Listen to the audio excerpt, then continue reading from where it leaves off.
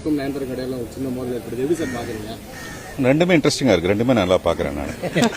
இப்ப நம்ம படம் பார்க்கும்போது என்ன மாதிரி இன்ட்ரெஸ்டிங் இருக்கும் அந்த மாதிரி அதெல்லாம் ஒண்ணுமே இல்லைங்க. நான் வந்து கிரிக்கெட் ஆடும்போது கூட இந்தியா பாகிஸ்தான் கிரிக்கெட் ஆடுறாங்கன்னு வச்சுங்களேன், நம்ம இந்தியா தானேன்னு சொல்லிட்டு இந்தியா எடுத்தோன்னா விளாசிக்கிட்டே இருந்தா அது வந்து இன்ட்ரெஸ்டிங்கா இருக்காது.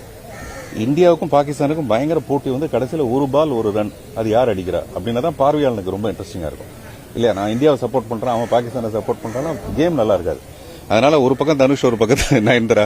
இப்ப அவங்க ரெண்டு பேரும் கல்யாணத்துக்கு வந்தாங்க, ரெண்டு பேரும் இந்த பக்கம் திரும்பி உட்காந்துருக்காங்க. அது பாக்குறதுக்கு நல்லா இருக்குல்ல. சோ நம்ம வந்து வெறும் பார்வையாளர்கள் தான். அது சந்தோஷம். ரெண்டு சப்போர்ட்டர் கிடையாது, நான் ரெண்டையுமே ரசிக்கிறேன். அதான் சொல்றேங்க, அது அவங்களுடைய தனிப்பட்ட கருத்து. அதுல வந்து நான் அதான் சொல்றேன், நான் அதை இன்ட்ரெஸ்டிங்கா பாக்குறேன். இவங்க இந்த பக்கம் கால் மேல கால் போட்டு உட்காந்துருக்காங்க, அவர் அப்படி திரும்பி உட்காந்துருக்காரு. அதை பாக்குறதுக்கு நமக்கு நல்லா இருக்கு, அவ்வளவுதான். நான் அதை ரசிக்கிறேன், அவ்வளவுதான். இப்படி ஒண்ணு நடக்கலன்னு வச்சுங்களேன், அப்படி ஒரு இன்ட்ரெஸ்டிங்கான ஒரு படமே கிடைக்காதுல்ல. உங்களுக்கு தாங்க பயங்கர சந்தோஷம் இது எல்லாமே. இப்போ உண்மை ஒருவேளை நயன்தாரா அப்படி ஒரு லெட்டர் அனுப்பவே இல்லை, தனுஷ் வந்து அதுக்கு வந்து ரியாக்ட் பண்ணிட்டாரு அப்படின்னா பத்திரிகை வந்து வேலை குறைஞ்சு போயிடும், அந்த சுவாரஸ்யம் வந்து குறைஞ்சு போயிடும். தொடர்ச்சியாக விவாகரத்து அதிகமா இருக்கு. சமீப இந்த ஒரு வருட காலமே நிறைய திரைத்துறை விவாகரத்துகள் வருது. ஒரு திரைத்துறையில இருக்க நீங்க எப்படி சார்? இல்ல, ஒரு வருஷத்தோட பேர் ஒண்ணு இருக்கும், இது விவாக வருடம்னு போட்டிருக்கோம். இது வந்து அந்த மாதிரி, அதனால இது வந்து விவாகரத்து வருடம் போட்டிருக்கோம். என்னமோ தெரியல. நம்ம அந்த இதை எடுத்து பார்த்தோம்னா தெரியும், என்ன சொல்லுவாங்க, அந்த பஞ்சாங்கத்தை எடுத்து பார்த்தா தெரியும் இந்த வருஷம் வந்து விவாகரத்து வருடம் அப்படிதான் போட்டிருக்காங்க தெரியல, இந்த வாரம் அப்படின்னு. அந்த மாதிரி இந்த வருடம் அப்படி இருக்கலாம். நிறைய சமூக வலைதளம் ஒரு அவதூறு பரப்புறாங்க அப்படின்னு அவரும் இது வந்து நடவடிக்கை பாக்குறீங்க. ரொம்ப ரொம்ப சென்சிட்டிவான விஷயங்க. நான் வந்து ரஹ்மான் சாரோட கிட்டத்தட்ட 22 வருஷமா நான் பழகியிருக்கேன்.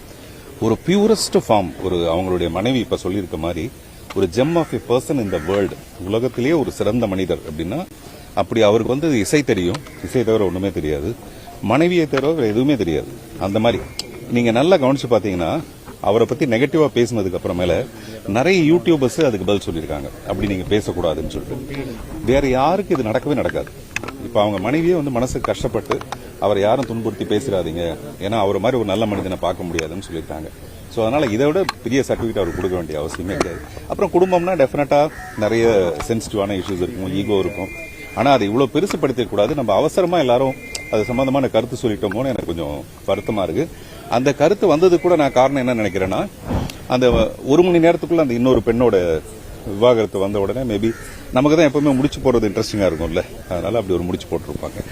இன்னைக்கு நான் பாண்டிச்சேரியில வந்து நம்முடைய முதல்வரை சந்திச்சதுக்கான காரணம், இங்க படப்பிடிப்புலாம் நடக்கிறதுக்கு இருந்த கட்டணங்கள் வந்து வெகுவாக குறைக்கப்பட்டிருக்கு. கொரோனா நேரத்தில் இந்த கட்டணங்கள் அதிகமாக்கப்பட்டு அதுக்கப்புறம் அது குறைக்கப்படாமே கிட்டத்தட்ட ஒரு 5 வருஷமா அவரு இருக்குமா சரி செல்வம் இவங்க எல்லாமே வந்து நிறைய முயற்சி பண்ணி, அநேகமா பாக்யராஜ் சார் தான் முதல்ல மனு கொடுத்தாருன்னு நினைக்கிறேன். இதுக்காக கடைசியில் வந்து இன்னைக்கு வந்து படப்பிடிப்புக்கு வந்து 28,000 ரூபாய் இருந்தது 15,000 ரூபாயும், சீரியலுக்கெல்லாம் வந்து 18,000 ரூபாய் இருந்தது 10,000 ரூபாயும் அது குறைக்கப்பட்டிருக்குது. அது வந்து பாராட்டப்பட வேண்டிய விஷயம். கைதட்டி வரவேற்கிறத மீறி முதல்வர் வந்து கைகூப்பி வணங்கலாங்கிறதுக்காக. ஏன்னா இன்னமும் இந்த கட்டணம் குறைக்கப்பட்டா இங்க வந்து டூரிசம் வந்து இன்னும் பிரமாதமா இருக்கும். நிறைய தியேட்டர், நிறைய ஹோட்டல்கள் புக் ஆகும், நிறைய படப்பிடிப்பு நடக்கும். எப்போ ஒரு நாட்டில் டூரிசம் வந்து அதிகமா வளருதோ அந்த நாட்டோட வளர்ச்சி பெருசா இருக்கும். அதை தான் நான் இப்ப கூட அவர்கிட்ட சொல்லும்போது சொன்னேன். அதுக்கு நம்ம ஒரு தனியா ஒரு படம் எடுக்கணும்.